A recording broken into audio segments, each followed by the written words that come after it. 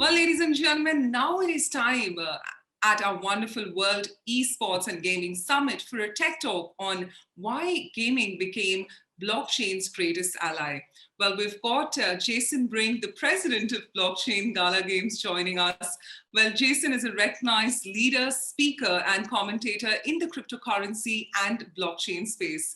Passionate about equity, mobility, and security, he's somebody who believes that decentralized technology will provide a much needed change for people across the world. Well, with this, it is now time to have Jason Brink on your stage and screen. Over to you, Jason. Hi everyone, my name is Jason Brink. A lot of you in the blockchain space know me as Bitbender. I am the president of blockchain of Gala Games, and I'm very happy to welcome you all to the World Esports and Gaming Summit. At Gala Games, we believe that gaming in general, and esports specifically, has the ability to fundamentally change the scope of humanity. For a long time, gaming has been something that people have looked at and is something that a very few people did. But over the last 2 years, specifically under COVID restrictions, gaming has grown by over 30%. Right now, there are over 2.4 billion gamers around the world. And thanks to the esports industry, gaming is now seen as a viable business and a viable profession even. And at Gala Games, this is something that we believe in and something that we very much want to support. And we look at gaming, specifically esports and play-to-earn gaming ecosystems, as the way forward to create new economic models that herald new successes for people around the world. My keynote address today is titled, Why Gaming Became Blockchain's Greatest Ally. And there are a lot of different reasons for this. I've been in the blockchain space now since about 2012. Originally, I entered the blockchain space because I saw it as a way that we could transform society using technology. Originally in 2014, when I really entered the space in kind of a larger way, it was because I wrote a paper that was specifically about how to use blockchain technology to fix some of the problems that are endemic to foreign aid.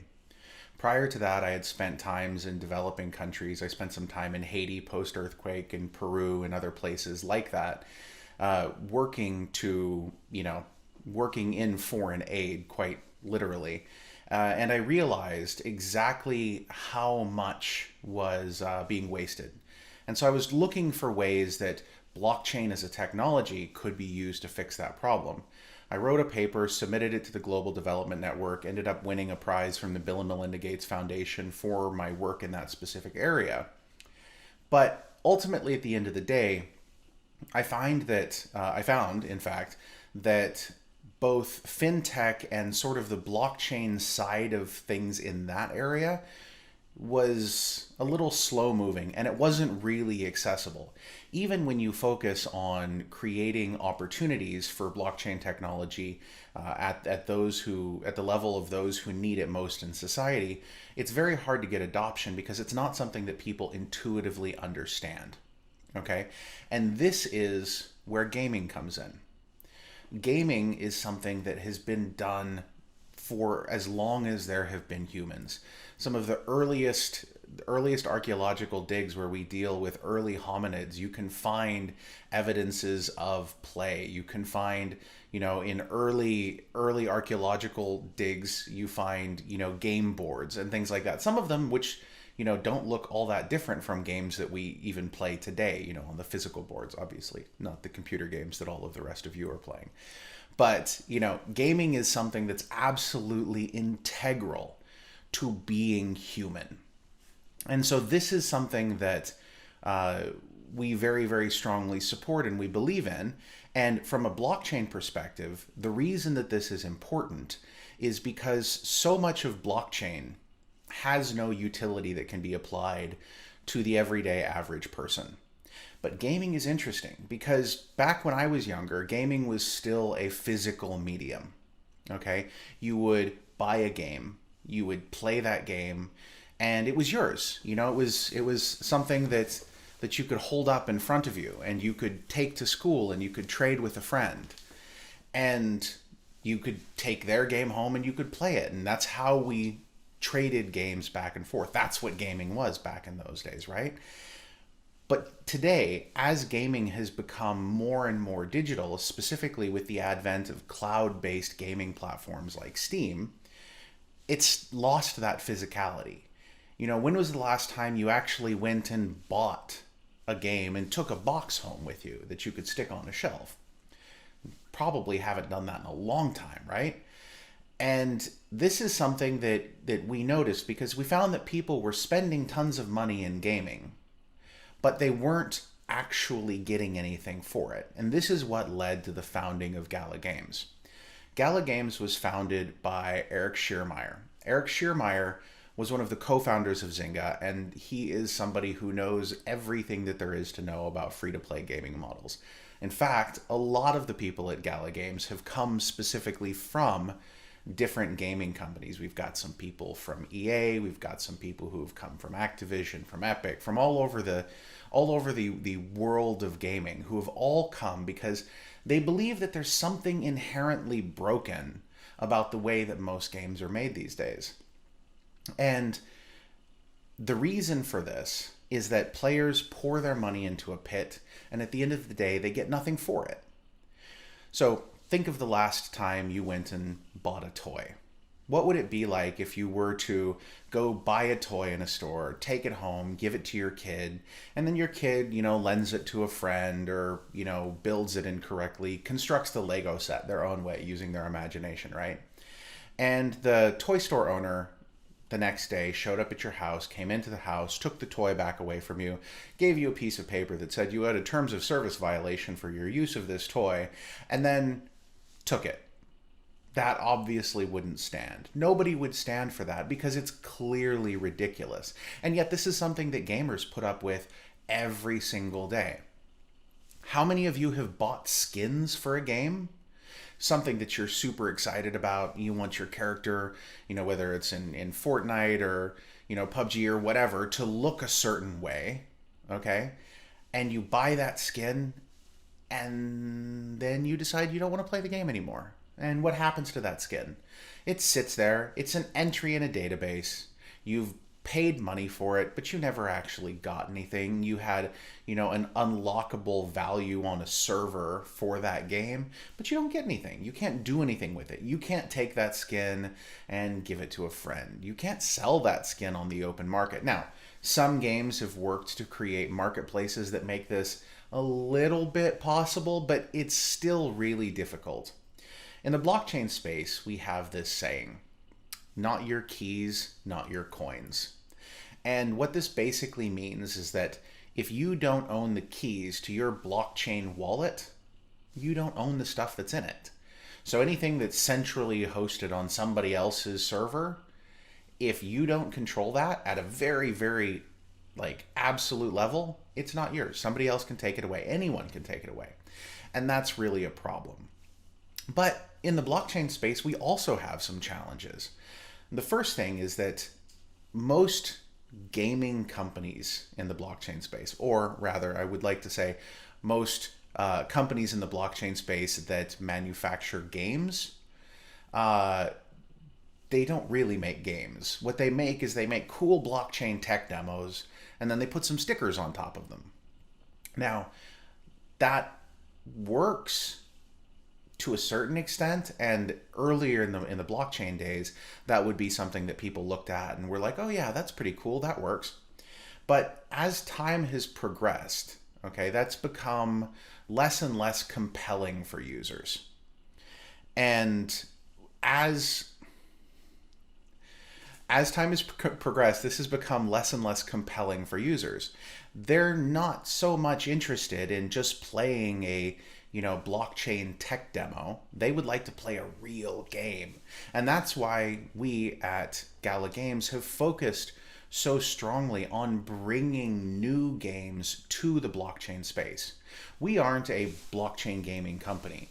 We are a gaming company that uses blockchain as an integral part of our tech stack. But what really is blockchain, right? A lot of people get very confused about blockchain. They feel that it is this hyper technical concept they could never possibly understand. They get confused with all of these keys and these things that make it difficult. We understand that, and we work very, very hard to make sure that everything that we do is easy for people to understand, is accessible, and to as great an extent as possible, localized in whatever language is necessary so that people can really understand what they're doing in the world of blockchain. So there's been a shift, and a lot of you have probably heard of this, around the world of NFTs, okay, or around the word NFTs rather. NFT stands for non-fungible token, right? That means that a non-fungible thing is there is only one of one, and you can't swap it for another same token, okay? And right now you're seeing a lot of these in the world of art. You're seeing them a little bit in the world of music. You're seeing a few different blockchain type games that are using NFTs. But there are some challenges with the use of NFTs just normally in the space. And one of those large challenges is the concept of gas fees. Most NFTs right now operate on the Ethereum blockchain. Usually they're ERC 721s or ERC 1155s. You don't really need to know what that means, but those are basically the protocols under which these are created. There are also other chains out there that are being used for NFTs, or L2 solutions, layer 2 solutions, or even base layer solutions like Flare, one of our partners, that are in the blockchain space, and they are using NFTs. But what we're working on doing is we're creating our own solution to bring NFTs to the blockchain gaming space.